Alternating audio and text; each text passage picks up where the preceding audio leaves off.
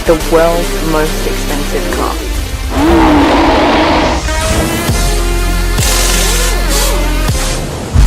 It's a Ferrari kind of weekend this weekend, guys, and I've got the California T in my parking spot here, in red, of course. It's a 3.9 litre turbocharged V8. Now that's the same as the 488 GTB, but this one has 100 less horsepower. But I have to say, it still kind of catches up, or it feels not just as fast, but it still feels really fast. We were driving next to a 488 last night, and it could kind of catch up with the 488, or maybe he was just a really horrible driver, but it just feels like you're still driving a very fast car. This is one thing I find odd. When you open the car, it feels like you're in a hospital. Listen. Doesn't that remind you of something? I think it could have a nicer, like, opening tone. This is something different you don't get in most Ferraris. Boot space. So you can, you can do the shopping and come home quite comfortably. The other thing is it's a 4-seater. Now there are other 4-seater Ferraris, of course. Switch this around and then you can press the start button. Oh, good song.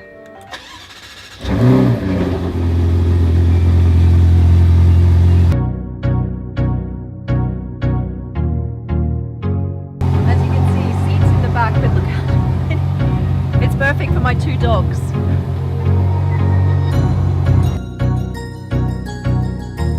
I mean, it is possible. You could sit in here, but not a very long distance. That's good. It's not the comfiest seat, but you know what? It has 4 seats, so if you need it, then... I'm now going to the world's only 7-star hotel, the Burj Al Arab. They've got a massive car display there today. We're going to take you through some of the world's most exclusive and expensive cars. And I thought, what better car to take to the Burj Al Arab than a Ferrari? And the California T, it's just classy, you can get away with it anywhere here. This car sounds beautiful. I'm not sure how much of it you can hear, but let me just speed up very briefly.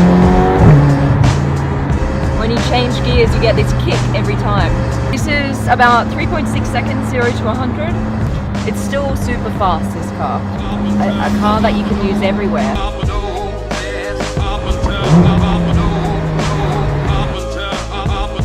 Yeah, so now we're pulling up to this 7-star hotel, and this is the only hotel where they have the strictest entrance policy. You've got to be on the list to be able to get through these gates up here.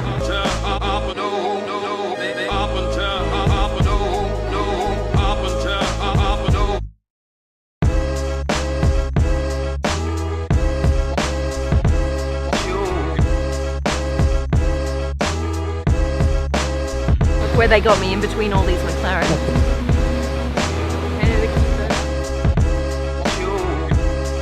They're saying that this is probably one of, if not the best collection of cars in the world. This is the first car that you walk in and see, the LaFerrari. I have never seen one this close before. This is kind of exciting. I can't believe I admit that to you, but I mean, look, we've got cars in Dubai, and then you got cars, and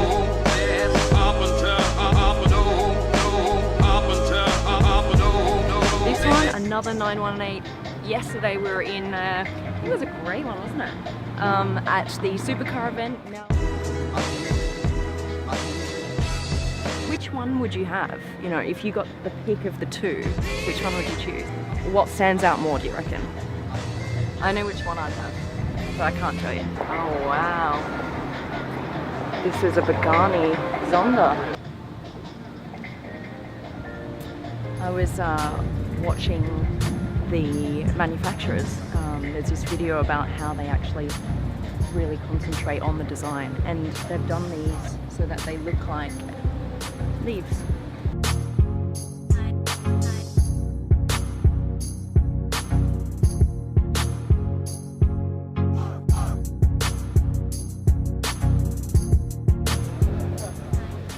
Damien, he's one of the judges.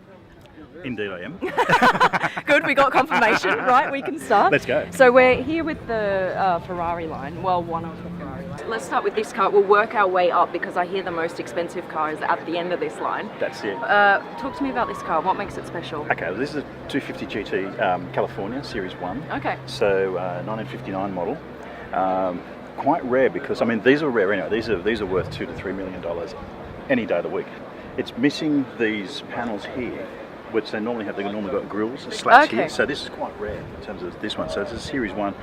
Adds just a little more value to it. But the California, obviously built for the US market, has always been worth something. This is the car, obviously, they ran in Ferris Bueller, which helps to its cult status going back then. So great to have that here. Beautiful looking car. What makes a classic worth that much money? Okay, we've got classics that are worth a lot more money than 2 or 3 million, but why this car? I mean, there were probably Ferraris built a few years after this. They would also be classics, but why is this worth more? Supply and demand, primarily. Okay. The American distributor, which is was very strong back then, and it was going off the back of the Hollywood movie stars of the 1950s. So they convinced Ferrari to make a different kind of Ferrari, a convertible primarily. And so these cars were made for the American market. How many cars were made? Do you know? These we're probably talking about 2,000. Okay. So how many cars would there be? Just a handful around the world? These Particular ones? Yeah. Okay. There's a lot of replicas. Yeah. Awful lot of replicas, Right. but to find the real thing, incredibly rare. Okay.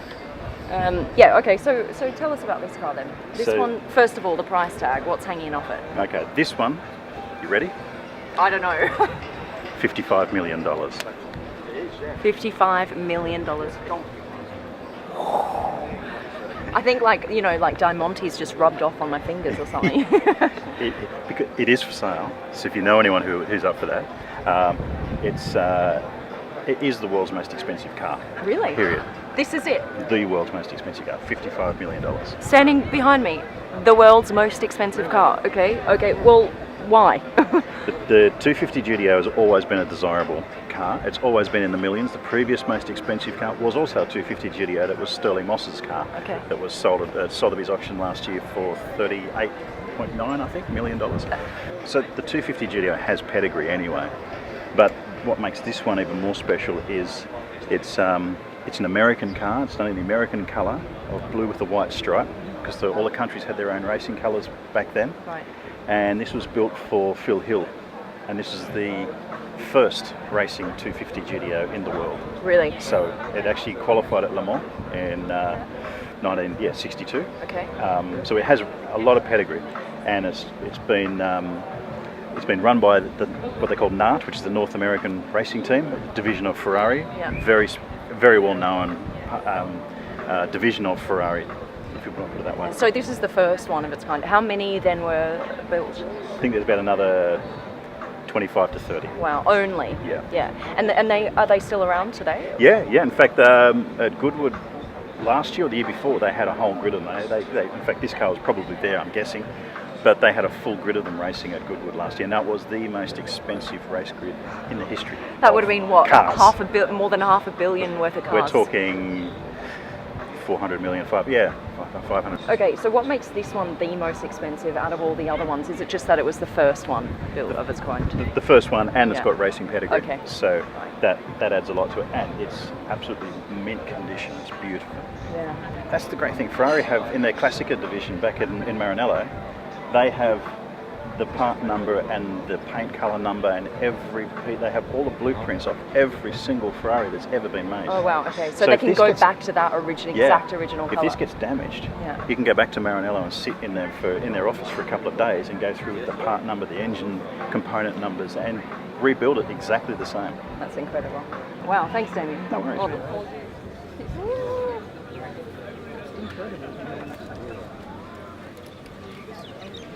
This is incredible. So right now I'm in the world's most expensive car. $55 million right here. I've just sat for like 10 minutes. I feel like I owe the owner like $1 million of his time. Wow. I'm here with John, he's the owner of this Ferrari here. You own all of these, right? Do you? They're all for sale. Will it hurt you a little bit when it goes to someone else? No, it'll make me smile. Yeah, okay, so... And they'll write a check for $55 million for that one. Make me smile too. $16 million for that one, $7 million for the other one, and $8 million for the red one, so yeah, it'd be quite a good day. That'd be a nice day, wouldn't it? So where did you pick these up from? Different owners, you know, and Talocrest is actually the biggest classic Ferrari dealer in the world. Right. We've sold over 1,700 Ferraris, over $1 billion. Wow. Who do you think's going to buy this car? Somebody with a big wallet, but it'll sell. I've already had one offer, but the chap wants to trade like 20 cars plus money. Okay. So I'm going through the cars that he's offered to see where the value stacks up. Okay, fair enough. Yeah. What about the LaFerrari? Do you like the... Yeah, I like them. I haven't owned LaFerrari in England, so You do? yeah. Well, If you have any excess money, you can just throw it my way. if I was 25 years younger, I might. Well, it was worth a try, right? Well, it's been a pleasure to meet you, and good luck with the sales. And where are you from? Australia. I got that. Brisbane. Brisbane. Yeah. We're here at the Burj Al Arab, and of course, amongst all the world's most expensive cars, you get the best watches, right? So this one actually stood out because you'll see what's off about it. Where's the 12 on the dial? It's over to the right. And you're saying this is all on purpose. This is a race watch. Yes, exactly. So that watch has actually a natural link with vintage cars. Yeah. It's called the American 1921. It was actually developed, the original of this piece was developed for the American market in the 1920s, for the time when actually cars came up.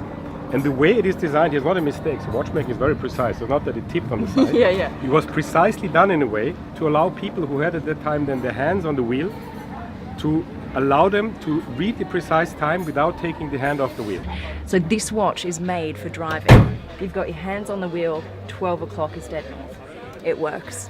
As well, at 1 o'clock, normally yeah. the crown you would find it at 3 o'clock, to allow the people that even when they drive to wind the watch without taking the hand And off. this is a redesign of the classic, isn't it? Yes, that is Vacheron Constantin. We have the oldest Swiss watch manufacturer with more than 260 years of uninterrupted history. Yeah. And we always inspire ourselves from the past. So this piece is a new, if you want, rebirth of the piece original from 1921. But the design is very, very close to the original. So when was this designed? When did this come out? This one was first presented, I think, 4 years ago. Okay.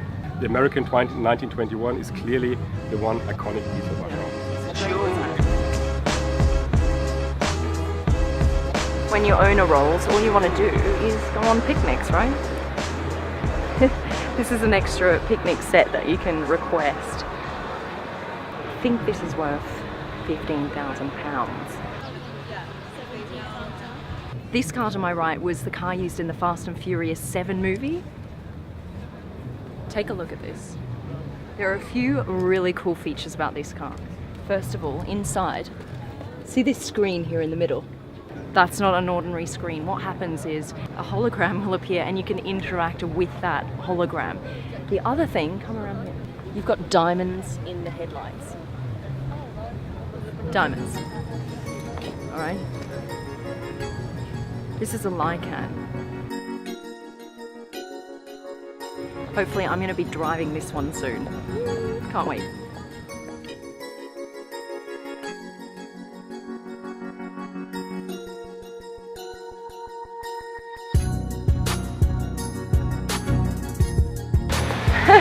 They took the Ferrari out to replace it with two Bugatti.